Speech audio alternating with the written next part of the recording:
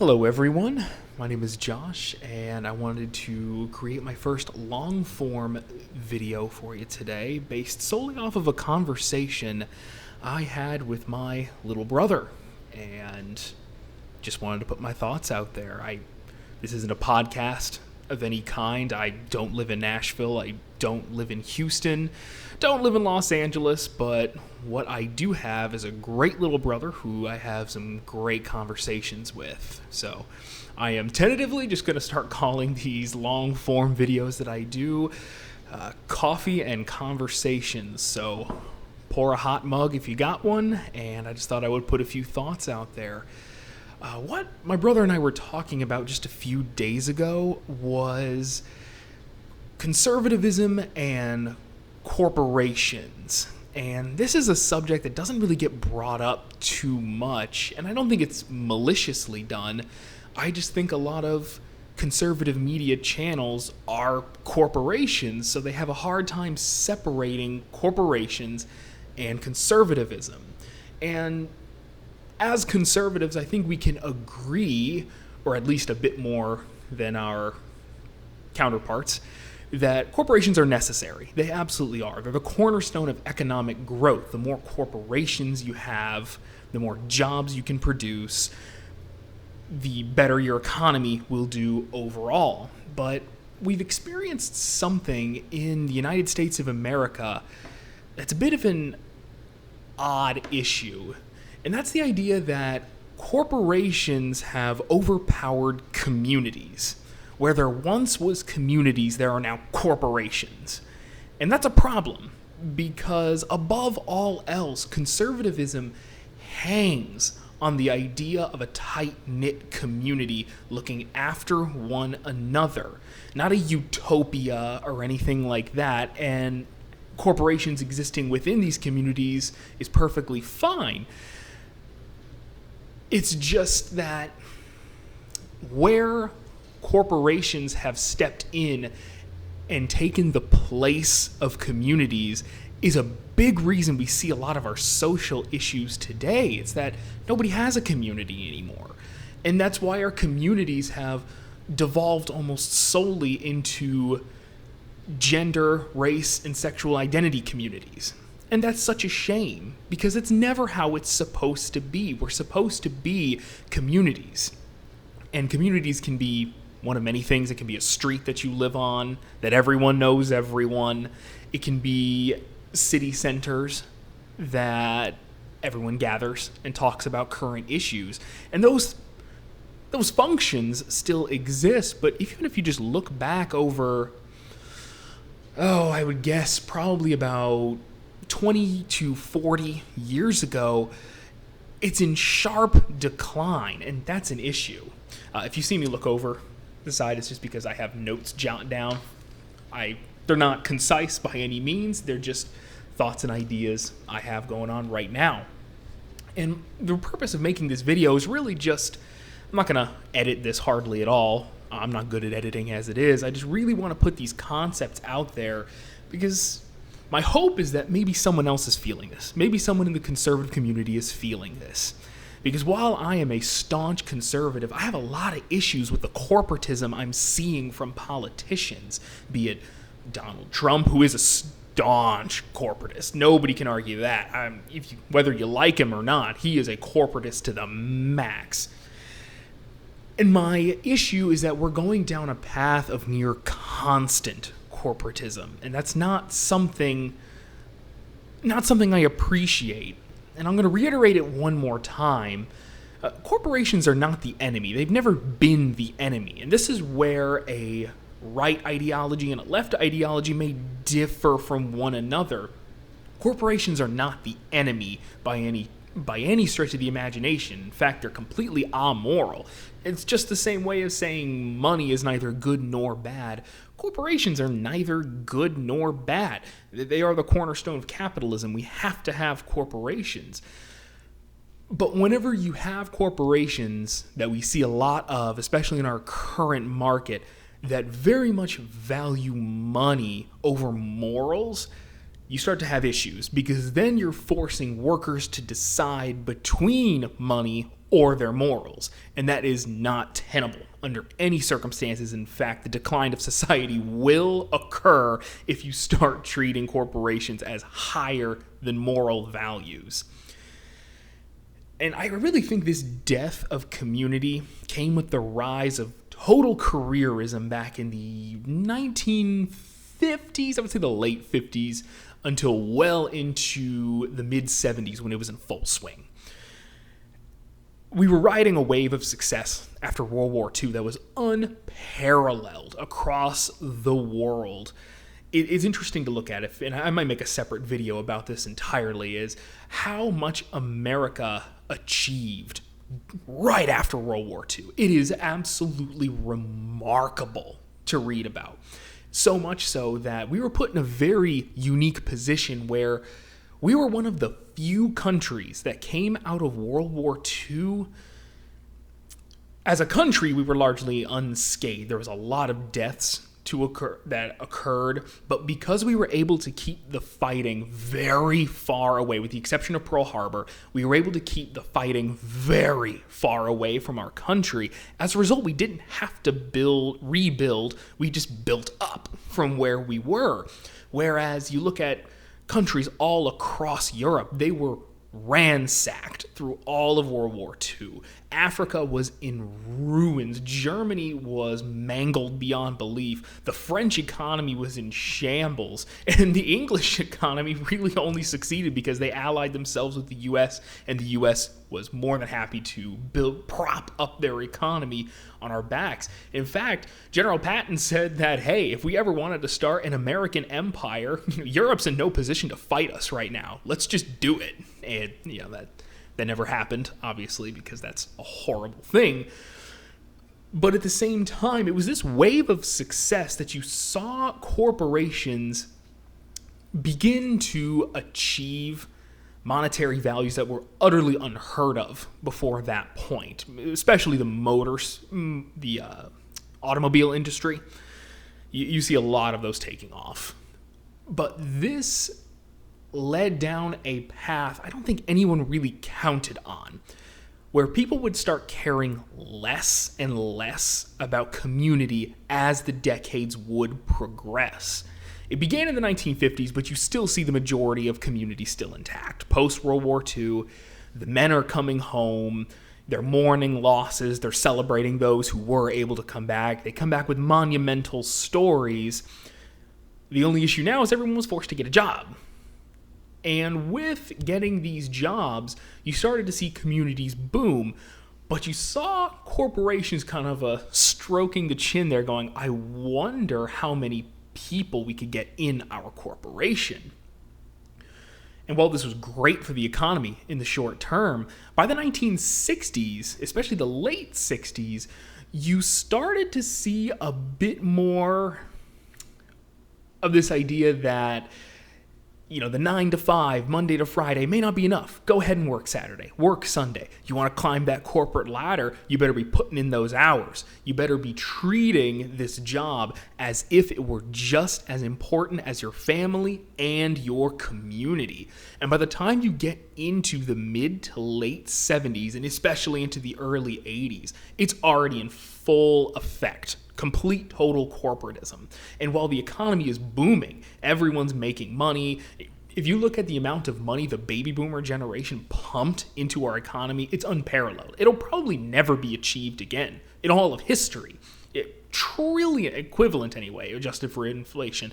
The equivalent of trillions and trillions of dollars pumped into the U.S. economy. Well, flash forward to 2023, and there's now an issue where there is no community outside of victimhood.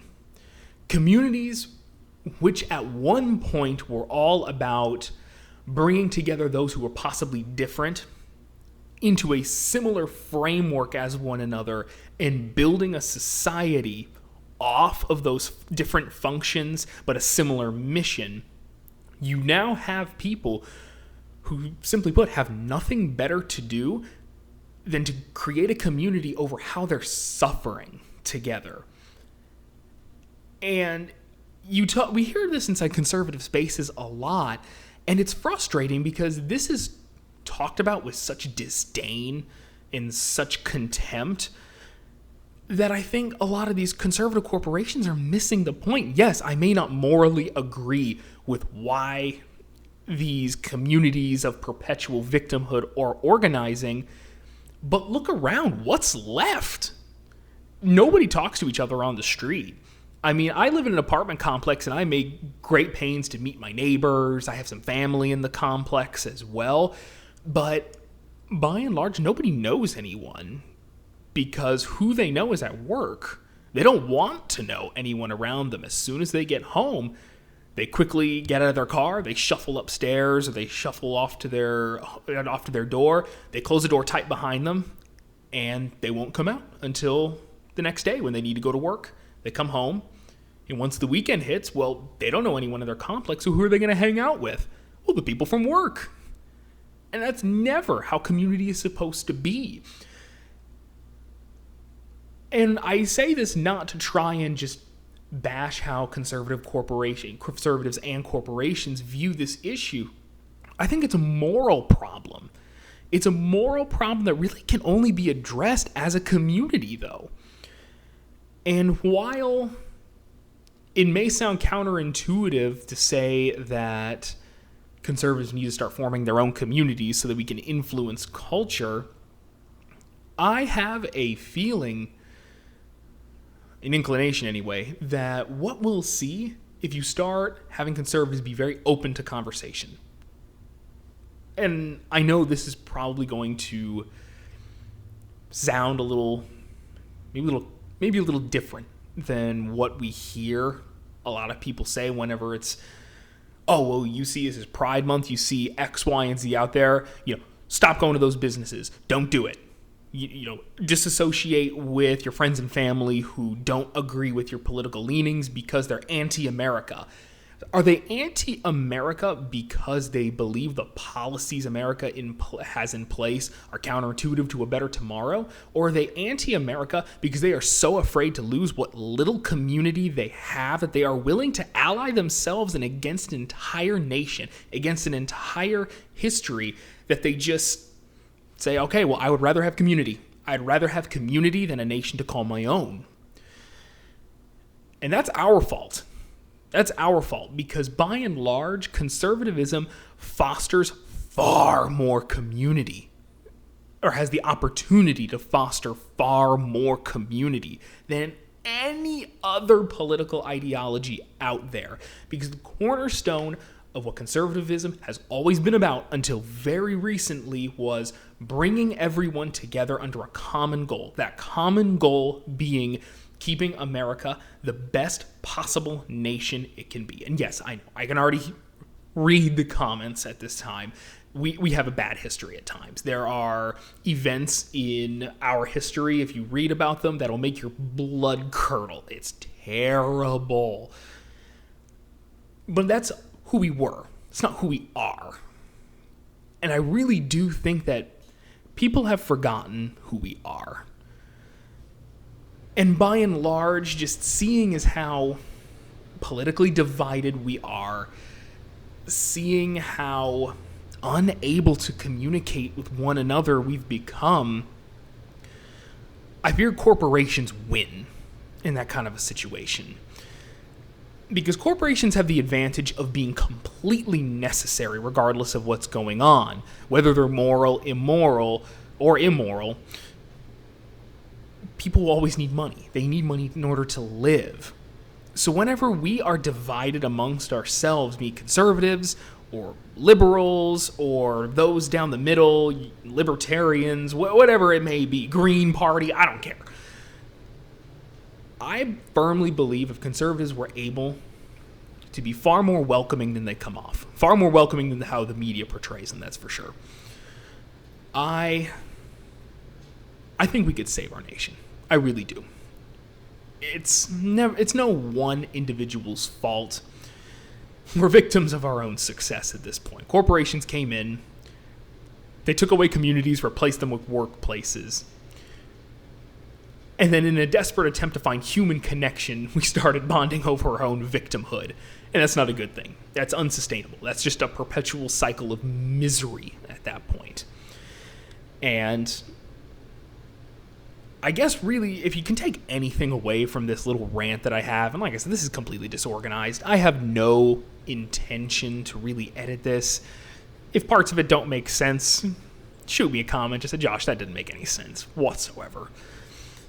But in any way, what I'm trying to tell you is go meet your neighbors, regardless of their political affiliations. In fact, if they tell you or become comfortable enough at some point to tell you about their political affiliations, just tell them, hey, I don't really agree with that. Here's why. Don't argue with them.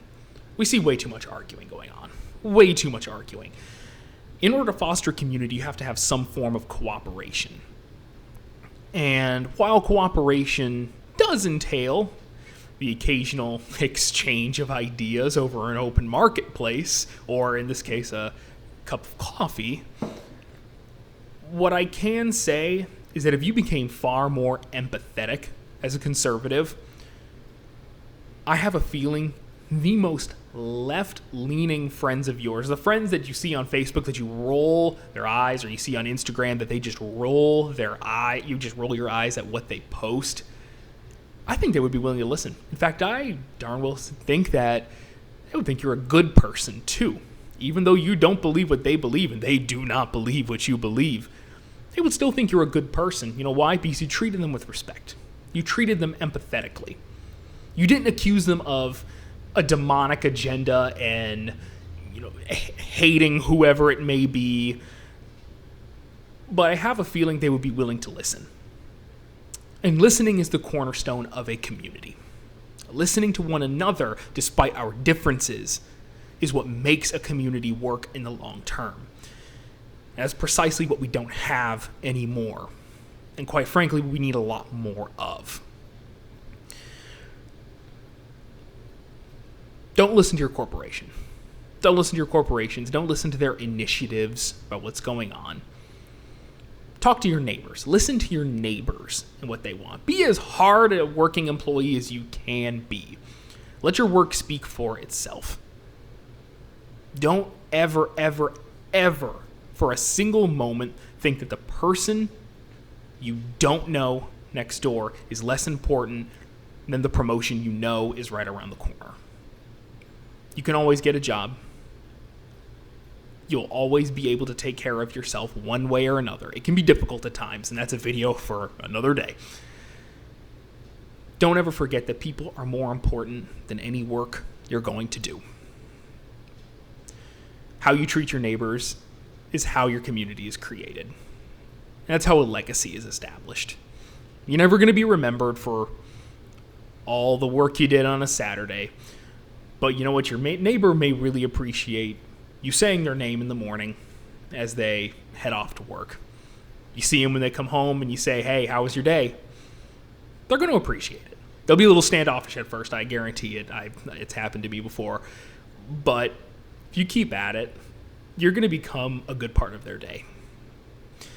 Anyway, that's just some thoughts that I had. Thank you for joining me for coffee and conversation on my thoughts regarding some conservative culture and how we can all just be better people to one another. America's not lost. Don't believe me. Don't believe conservative or left-wing media. America's not lost.